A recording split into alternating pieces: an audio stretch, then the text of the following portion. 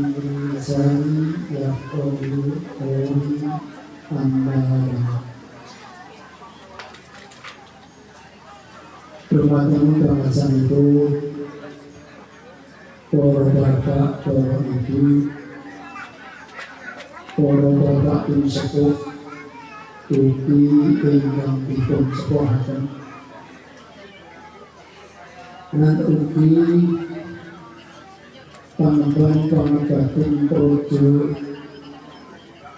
ingkang dahar kinurmatan manapipun datang sederek kula wilangun ingkang bagya mulya ugi lan ugi ingkang sanget kula tresnani. Saderengipun kula aturaken menapa dados wagatos kula sowan ngadeg wonten kersa panjenengan sami. Monggo sareng-sareng kula dherekaken tansah nunjukaken raos tasakur kula panjenengan wonten ngarsanipun Allah Subhanahu wa Ta'ala ingkang titi wanti menika kula adalah panjenengan sedaya sampun pikantuk kebaikan rahmat inayah lan hidayahipun saking Allah Subhanahu wa Ta'ala saengga wonten ing kesempatan siang sore menika kula panjenengan sami tansah saged sareng-sareng silaturahmi wonten dalemipun kakang kulane inggih menika Bapak Sarpun sarta Ibu Muji. Sedaya menika karana rahmatipun Allah dipun paringi kaluwihan sedaya. Duka salajengipun sholawat saha salam mugi katur dhateng Bapak kita Nabi Agung Muhammad sallallahu alaihi wasallam garwa putra lan manahipun dhateng sedaya sahabatipun ingkang dinten menika wonten kula panjenengan sedaya linangkung wonten rasanipun Rasulullah sallallahu alaihi wasallam tansah mawantu-wantu sahabatipun wonten ing dinten menika ugi lan samangke dumugi wonten yaumul qiyamah. Allahumma amin. Hadirin hadirat para bapak, para ibu, wini sepuh lan ugi tamu undangan sedayanipun.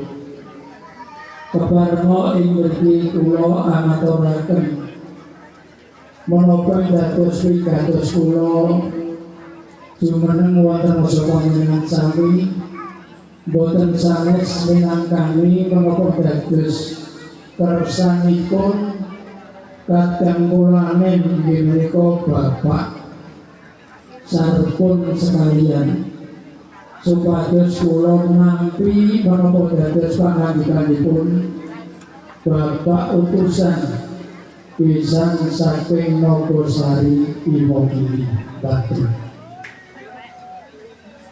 Boten kesupen kula singkat nandrak menika riwayataken wonten ingkang sampun kawuri panjenenganipun sakadang kula aneh Bapak Sarpun saha Ibu gadhahi atur panuwun ingkang tanpa pepindhan.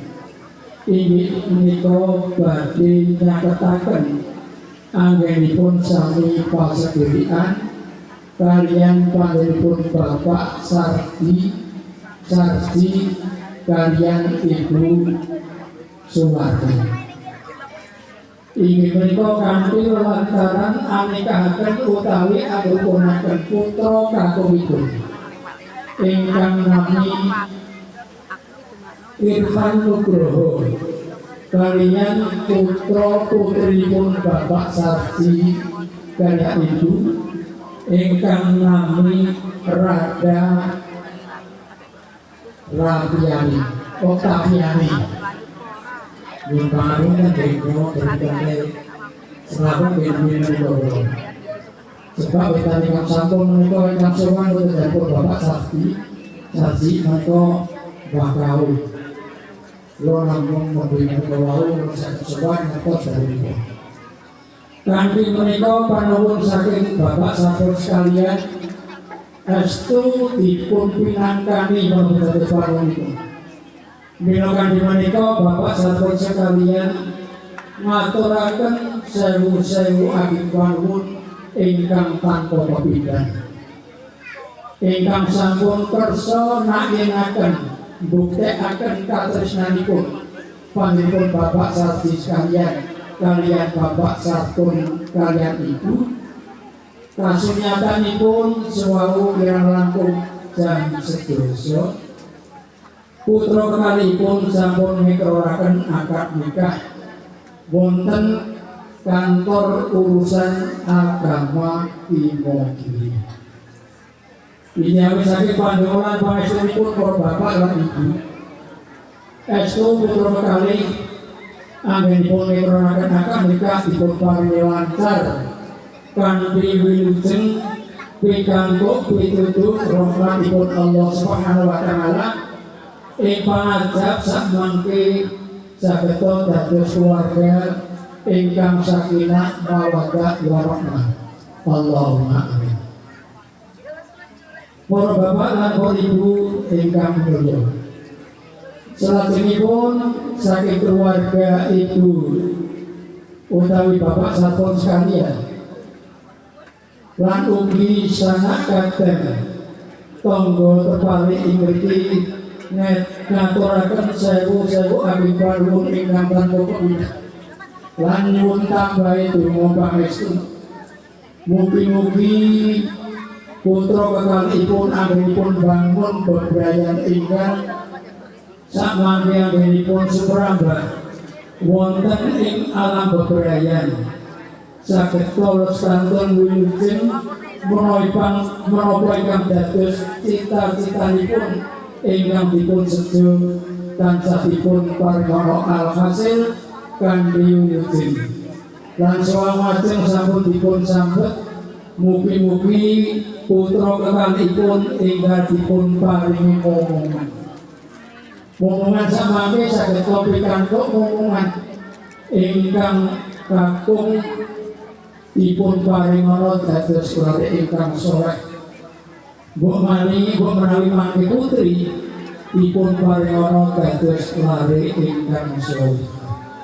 Mekaten punajabipun dhateng tiyang sepuh sae panjenengan Bapak sampun keluarga ugi dumateng Bapak Sarji sak keluarga.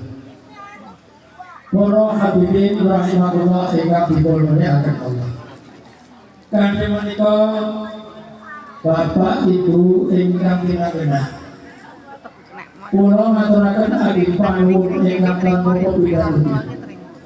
Mbok pilih Bapak sampun sakeluarga anggenipun ananggapi awit saking rawuh panjenengan sedaya kakung Sriwawala Putri.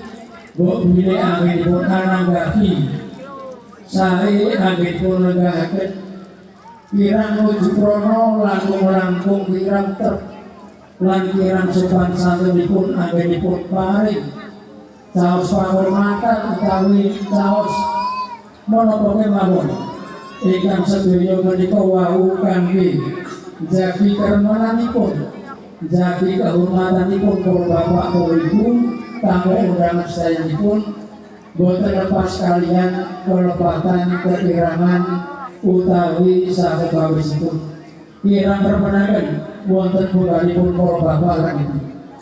Mila saking menika saking keluarga ageng inggih menika Bapak sampun sakeluarga nyuwun sewu-sewu lumuturing samudra pangaksana. Para hadirin rahimahullah. Salajengipun panjenenganipun Bapak Sarji Sagraya ingkang sampun lumarapaken putra pinanganten sekalian. Sampun kula tampi kanthi tangan kula kalih. Mugi-mugi kanthi punajan menika saged dados keluarga ingkang bahagia harmonis saged suparambah wonten ing alam brayan mliginipun wonten ing RT sekawan Rabiak Kulon Pandangrejo Gunung saged sumerambah wonten ing sanes pawinan mlinggaipun ugi wonten Nogosari samangke saged wilujeng sae saged dados keluarga pepo tuladhane tiyang ingkang sami bebrayan wonten ing alam bahagia menika. Para bapak lan para ibu ingkang dipun hormati, salajengipun suwawajeng panjenenganipun ibu dukuh ingkang sampun tinangenak menikah minangka utusanipun Bapak Sarji Sadrayat ingkang sampun kabantu dhateng sedaya rombongan ingkang sami lenggah wonten bapak menika. Kula ugi derek titip salajeng ibu ugi derek titip dhateng putra kalih menawi wonten mriki inggih menika kula suwun tambahipun pangestu. Menika kegandhengan putra kakung namung setunggal Pak Bu. Mbok bisa mangke kathah anggenipun lenggah wonten mriki. Boten kathah lenggah wonten Nogosari. Namung sawanci-wancike mawon lenggah wonten Nogosari kula suwun nyawuhi dhateng anak kula kekalih. Prana anak kula kekalih linangkung dhateng Irfan menika dereng kathah pengalaman. Menangane menika subursikanipun mbok bilih wonten keterangan tulir patipun nyuwunaken pangapunten kula suwun peparingipun pewarak dhateng putra kekalih menika. Lan ugi mbok bilih wonten mriki jenipun menika mangke wonten mriki karana tiyang sepuh ugi boten sanes masing-masing anggenipun nganggo putra rumiyin setunggal sak menika sampun dados kalih menika niku ngajak saged ngomong dhateng bapak ibu lan ugi mbahipun saged mangke wonten ing mriki dipun paringi jeneng penggalihe dampak penggalihe transparan anggenipun sesrawungan wonten ing alam praja mriki saengga saged murakabi dhateng sanak dhateng linangkung tiyang sepuh negari lan agami saking pangestu panjenengan sedaya.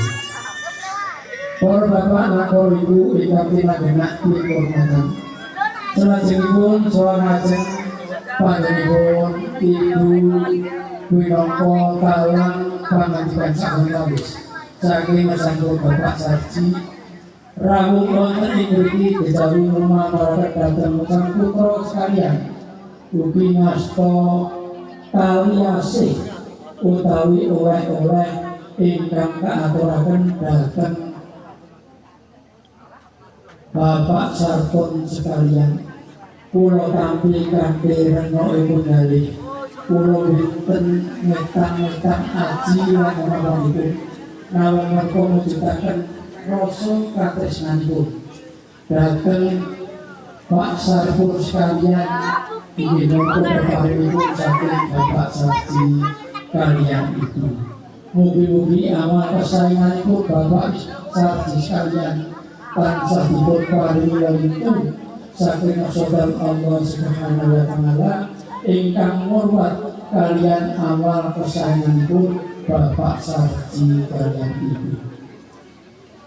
Lan salajengipun dungkap acara ingkang nomor kalih paripurnanipun pepanggihan wonten ing siang sonten nika mangke. Sasampunipun paripurna awit saking para bapak lan para ibu mliginipun saking Bapak Ibu Nogosari Imogiri Bantul tumunten badhe wadal pasilan nyuwun pamit jengkar saking beliau menika.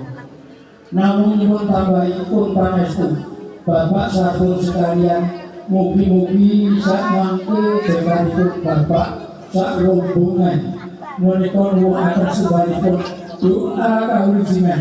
Mugi-mugi Bapak sampun sekalian anggenipun ngomong dhateng putra-putra menika saged lestantun bijil di saking lir sampun kula sedherek.